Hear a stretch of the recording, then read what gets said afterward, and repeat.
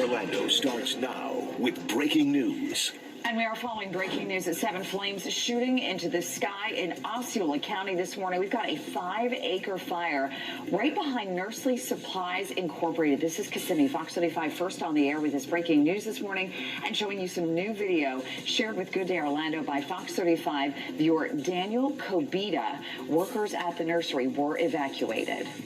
If you're a resident that's living close to here, especially anyone with any breathing issues, I would stay inside and just stay out of the smoke plume.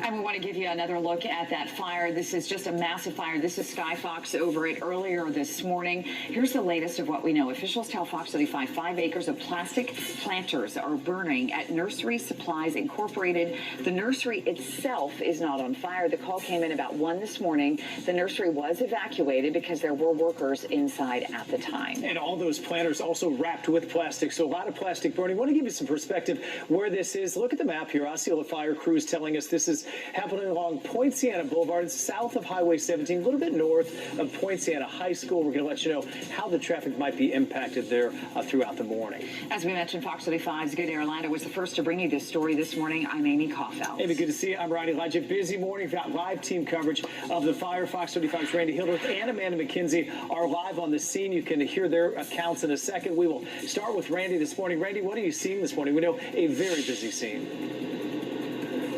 Well, it's amazing now that the sun is up to get a look at the amount of smoke that's billowing into the air. For perspective, those are trees back there. And from this point, I can see flames licking the sky above those trees. As you mentioned, there are thousands of planters back there. And when we heard from the deputy chief with Osceola County Fire this morning, he said that is causing an issue in getting this fire under control. The fact that these planters are plastic and they are wrapped in plastic. And he says that there are thousands back there. In fact, that they are using a combination of water and foam to get this under control. And they expect to be out here for several more hours to get this together. When we were in the 6 o'clock hour, closer to the 6:30 hour, a half hour, reporter Amanda McKenzie said that from her vantage point, she heard a boom or a bang. And I asked the deputy chief, well, what was that? And he said that there are also propane tanks back there, and that sound was likely one of those propane tanks going off. So a lot of elements that fire crews are working to deal with. As you mentioned, there are 75 fire officials, firefighters back there working to contain this fire. The call came in around 1 or 2 o'clock this morning, so they have been on the scene since then. It is now 7 o'clock this morning. In addition to the fire crews working the fire, we also know that Osceola and Orange County have a hazmat crew in place monitoring the air condition because we have the fire and we also have this plastic burning. At this point, no evacuations in place for the community, but this is something that they are constantly monitoring because the deputy chief said that they may get to a point where they are going to have to move people out of the Hazmat teams responded to a fire at a waste treatment facility in Braintree, forcing people in the area to shut their windows because of the smell. It was so bad, in fact, our own crew had to leave the scene at one point. WBZ's Anna Myler is there live in Braintree this morning with an update. Anna?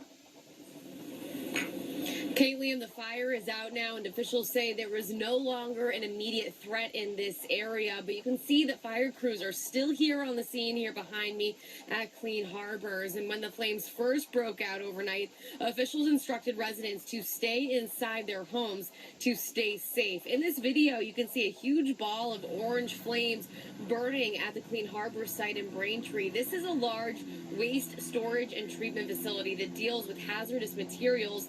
That's why around 11 o'clock last night, neighbors were told to stay inside and keep their windows closed while crews worked to get this fire under control.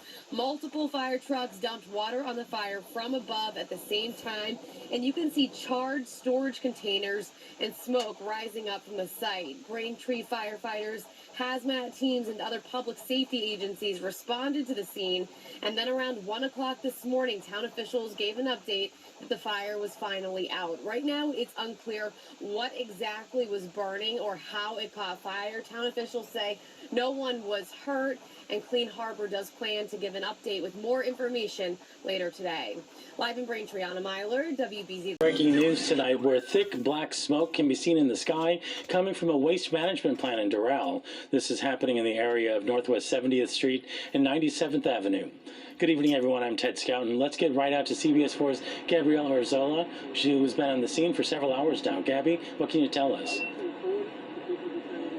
That's right, Ted. Like you said, we've been here for several hours, and it is not let up, and it doesn't look like it will anytime soon. Take a look. You also might have noticed that you, or many folks here, received an emergency alert on their phones just a few minutes ago, and this is why. This is the Miami-Dade County Resources Recovery Facility on Northwest 97th and 74th by Doral. This building converts waste into energy. It started a little after 2, and you can see it's still going strong with these heavy winds that's been going off and on all day. I've seen the smoke get so dark, it's hard to see what's on the other side. More than 50 firefighters are here. Helicopters have also flown overhead. Because this facility has a ton of trash and other materials, residents nearby say they're worried if this becomes a hazard. Take a listen.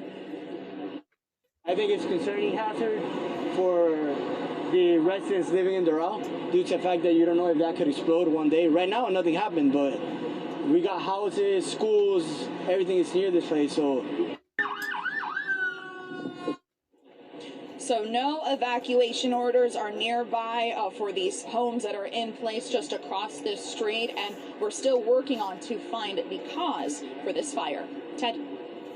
Thanks, Gabby. Miami-Dade Mayor Danielle Levine Cava just released a statement saying, quote, I've been briefed by our fire, police, and solid waste staff on the fire occurring at the county waste-to-energy facility.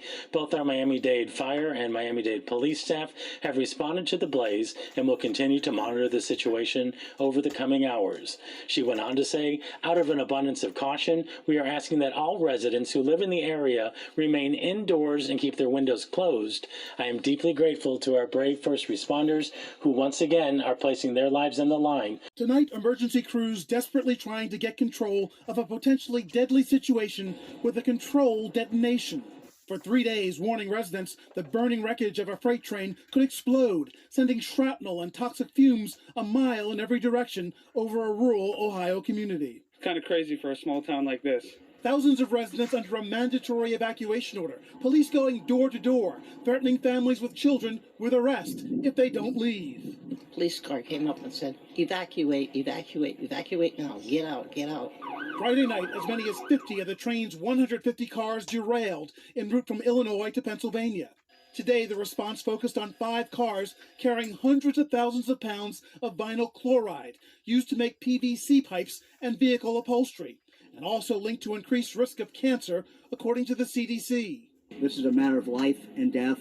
This controlled release will actually take place, and you are in imminent danger. Officials again warning residents to stay away as they use small explosives to blow holes in the train cars, hoping the hazardous material will seep into ditches where it can be burned safely away. We want to be able to control that situation. That's the safest way, is to control the situation, and that's with this operation we're going to take this afternoon. Tonight, railroad officials declaring that operation a success, apparently easing the threat to this community as residents await word. The other big story tonight in Ohio, growing concern about the toxic fallout after that train crash earlier this month. Residents in the area are complaining of sore throats and headaches after chemicals were released during the controlled burn of the derailed train cars. Officials are adamant that there's no threat to human life, but Ohio's Natural Resources Department revealed an estimated 3,500 fish were killed. Officials continue to test the air, water, and soil nearly 2 weeks. The shocking new health concerns over that train derailment in Palestine, Ohio, just over a week ago. It resulted in tankers of vinyl chloride going up in flames.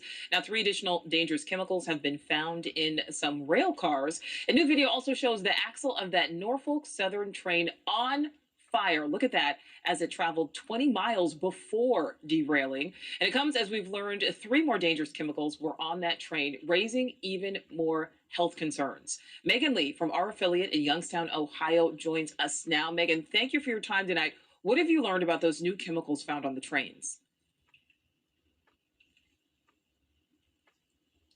Nicole, we have learned that there were 3 new chemicals on that train, that Norfolk Southern train. Now, the U.S. Environmental Protection Agency actually sent a letter to Norfolk Southern with those chemicals. I mean, these chemicals are very worrisome to a specialist that we spoke to. He said that it's a known carcinogen. It can also cause, burning and itching of the skin.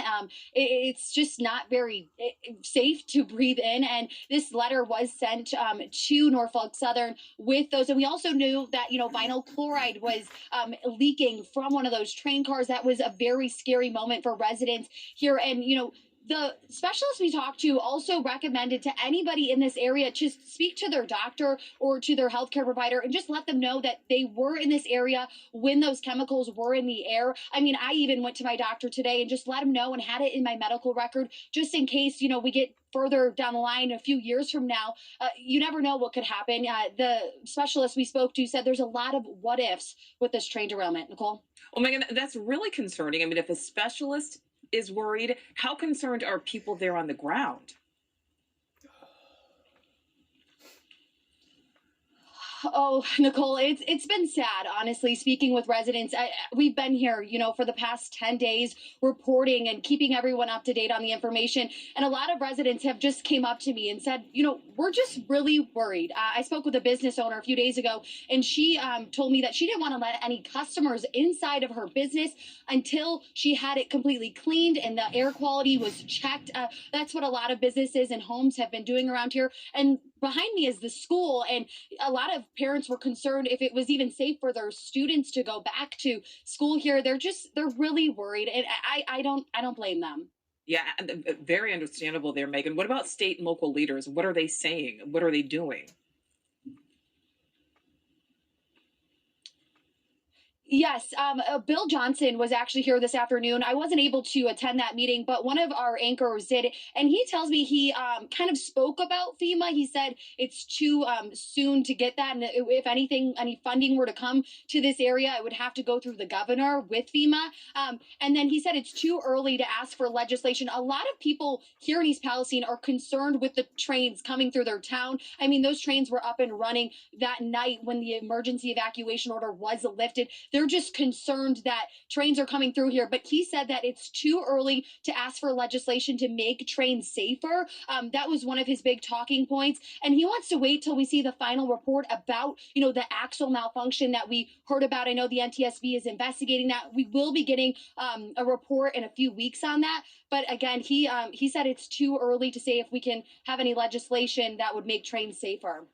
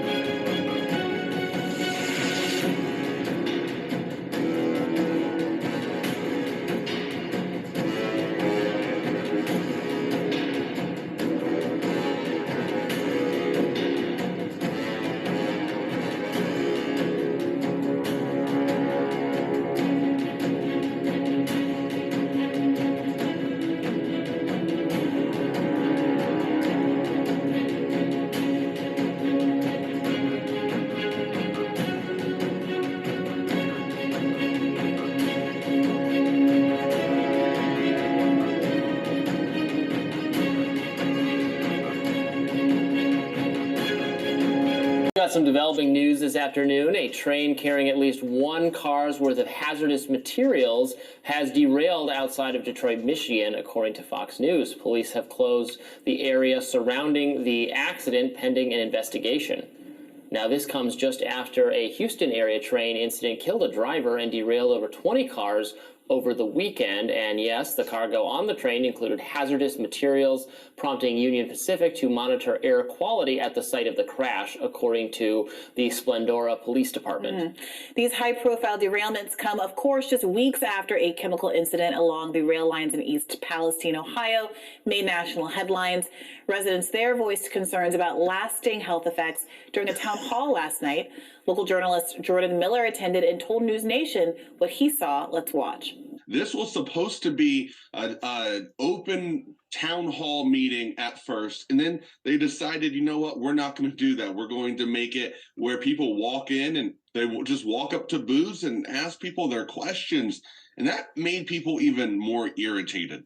And in that video that you just saw with the mayor, he got really loud in the gym along with another resident and said, this isn't what you guys showed up for. You guys showed up for answers, and we're going to give you the answers that you need. And he looked at everyone, he yelled, we're going to have everyone go up in the stands and they can ask questions. We just hope everyone stays civil. If it doesn't, then we're going to have to end it. But Mayor Trent Conaway was very passionate yesterday, and he was annoyed that Norfolk Southern, they're the ones who moved it from a town hall originally and to this open forum with the booths set up that they walk around, and then Norfolk Southern never even showed up.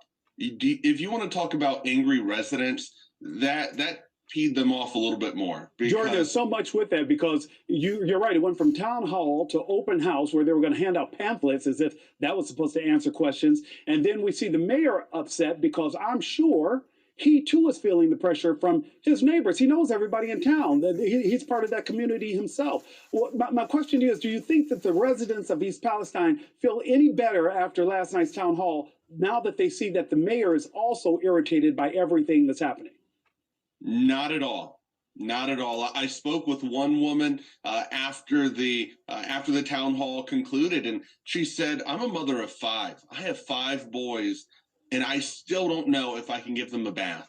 I wanted answers. I came in here with a lot of questions, and I left with a lot of those questions unanswered. People are still very upset in East Palestine, and they want answers. And what they were most furious about is Norfolk Southern.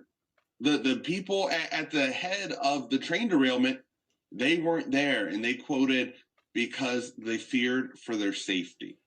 As if the people living there dealing with possibly contaminated water aren't fearing for theirs. Jordan, I have to ask you, though, are people more frustrated with the federal government, or are they more frustrated, in your opinion, with Norfolk Southern? That is a great question. If you were to walk up to someone right now in East Palestine and ask them, I think that they would say Norfolk Southern. They want answers from Norfolk Southern. We just found out yesterday that there was a woman who lives fairly close to the railroad tracks who said that Norfolk Southern deemed her house toxic and unsafe for her to return.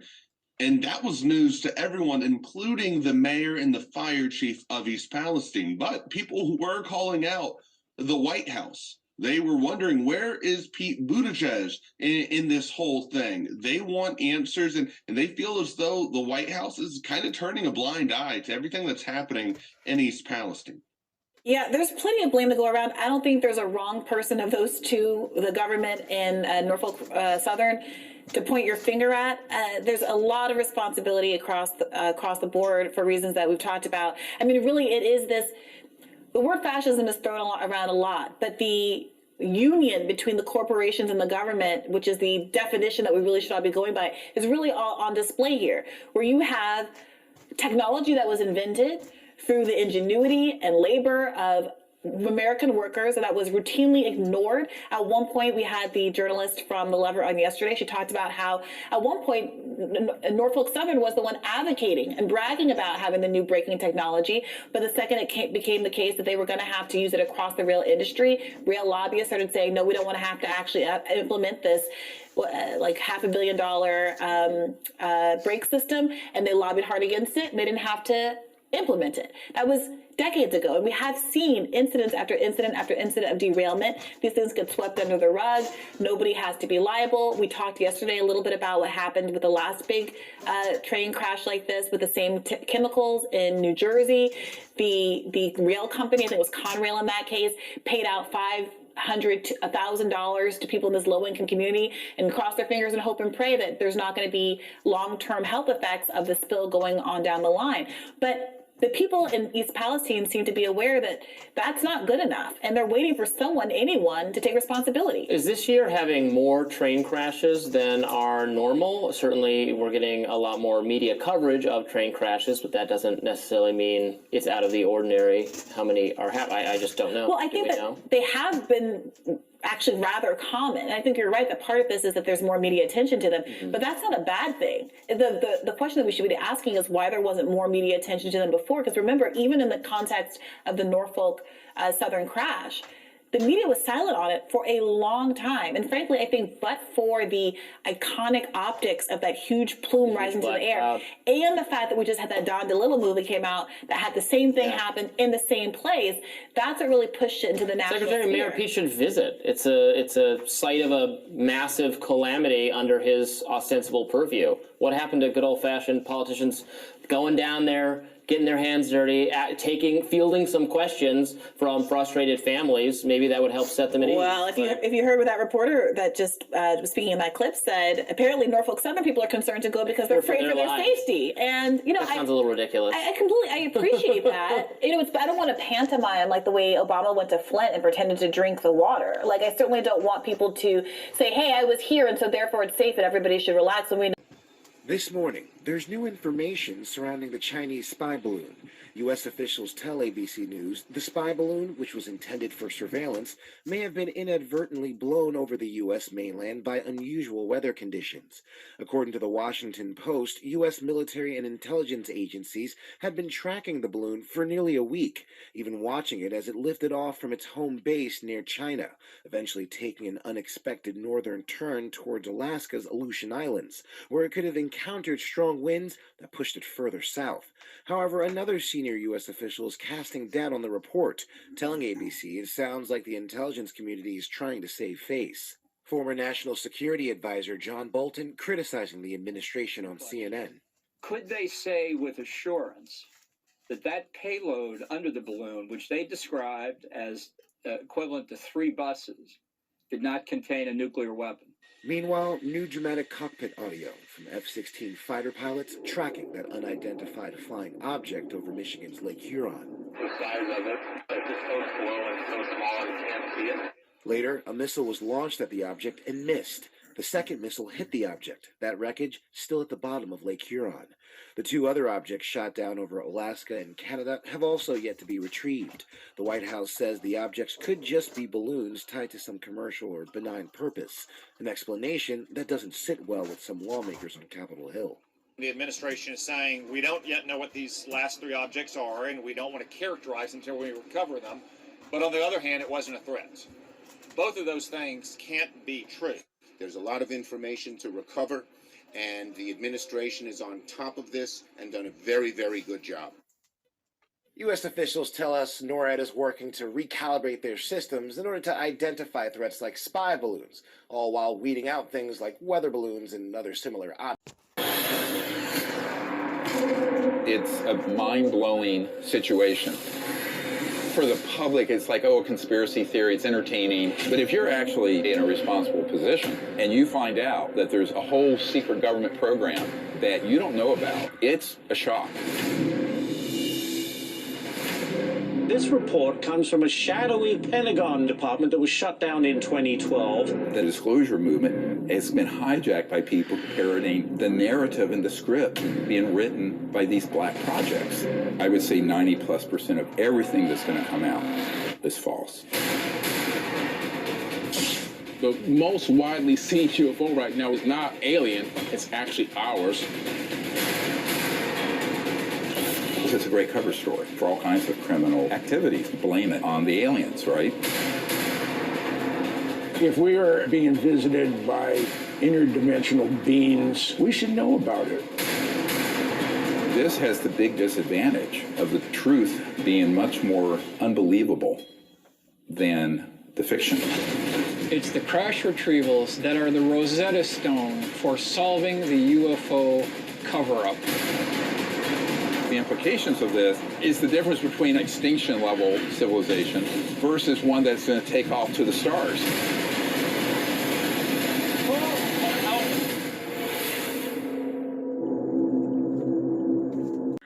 There's a whole fleet of them. Look on the ASA. My gosh.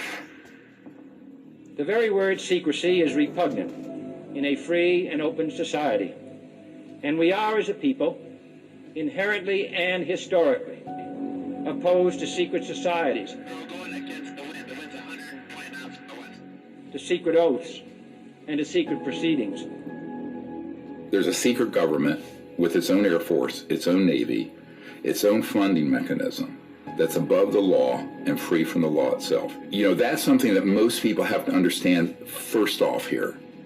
U.S. officials have confirmed to ABC News that another high-altitude object was shot down Sunday afternoon. You've briefed every president since Bill Clinton on the subject of UFOs.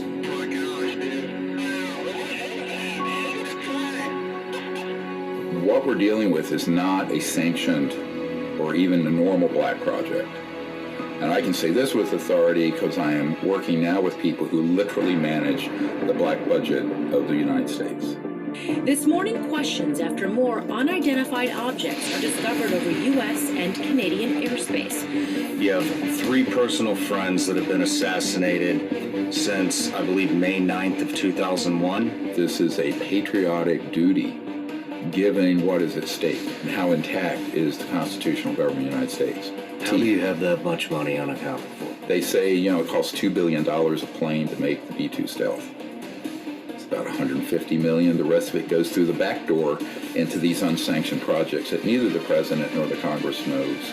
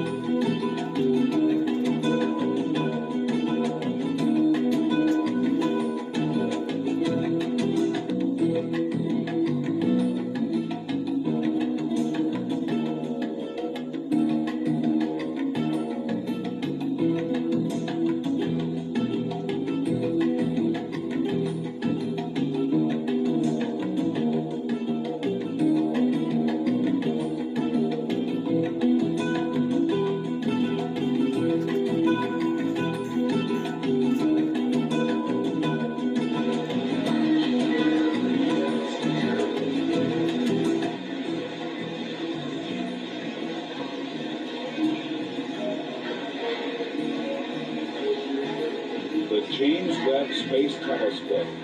Using the largest deployable telescope ever launched, James Webb Space Telescope will peer deep into space, through cosmic dust and further back in time than ever before, to observe the universe billions of years ago when stars and galaxies were just beginning to form.